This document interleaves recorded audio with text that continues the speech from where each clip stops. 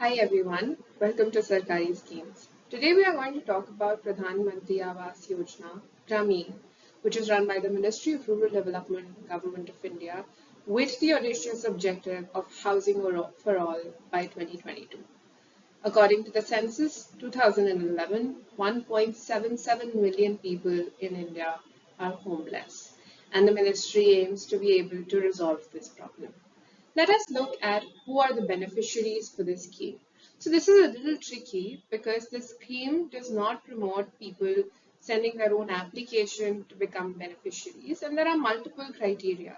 There is an automatic inclusion list and there is an exclusion list, which is prepared on the basis of the socio-economic and caste census 2011, and identification and selection happens according to the housing deficiency and social deprivation parameters, post which it is verified by the Gram Sabhas.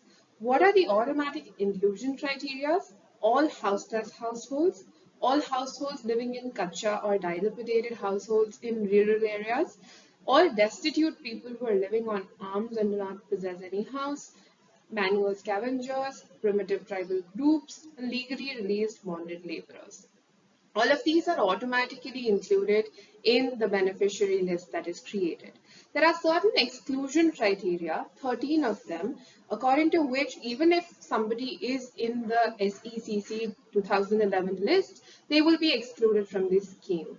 The 13 criteria are 1. Paying professional tax, owning a refrigerator, owning a landline phone, owning 2.5 acres or more of irrigated land with at least one irrigation equipment, 5 or more acres of irrigated land for 2 or more crop seasons, owning 7.5 acres of land or more with at least one irrigation equipment, living in a pakka roofed or pakka walled house, living in a dwelling with more than 2 rooms, having a motorized 2, 3 or 4-wheeler or a fishing boat, having mechanized 3 or 4-wheeler agricultural equipment, having a Kisan credit card with a limit of 50,000 and above, having any member of the household serving as a government employee, having non-agricultural enterprises registered with the government, having any family member earning more than 10,000 rupees per month, and paying income tax.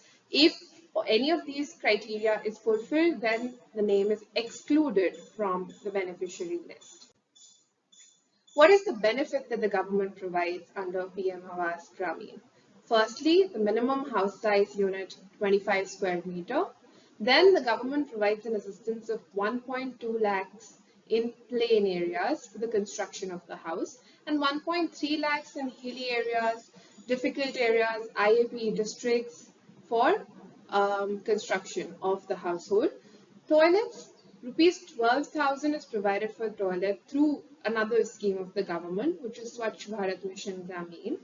The government also provides 90 to 95 days of unskilled labor wage under the Mahatma Gandhi Narega scheme.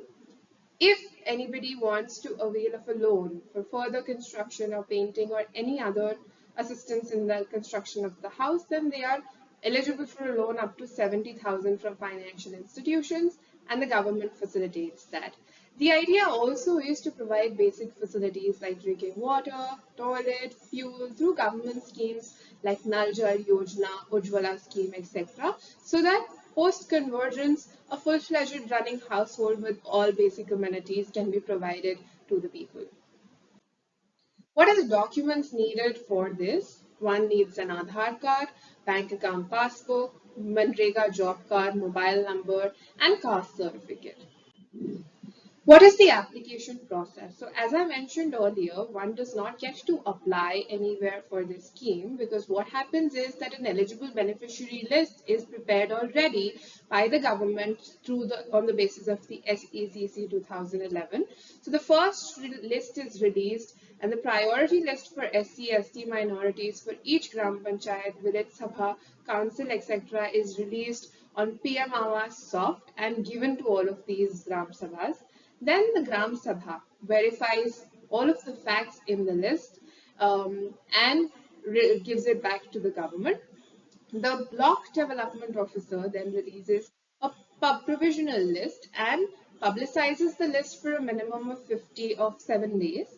After publicizing the list, when all of the people in the village have got to know about the list, then if there is any challenge, if there is any wrong fact that has been included, if any beneficiary has been excluded from the list, they can challenge and complain about the same regarding wrongful deletion or change in ranking to the block development officer and the Gram Sabha. Post that, the final list, which is the final permanent wait list for each category with a rank for each household, is given to the Gram Sabha, and then the people can go ahead with the process. If anybody at any point of time feels that they have been excluded out of the same, they can complain to the Gram Sabha, the Sarpanches, and the district block development officer, and later escalate the problem to the district administration as well.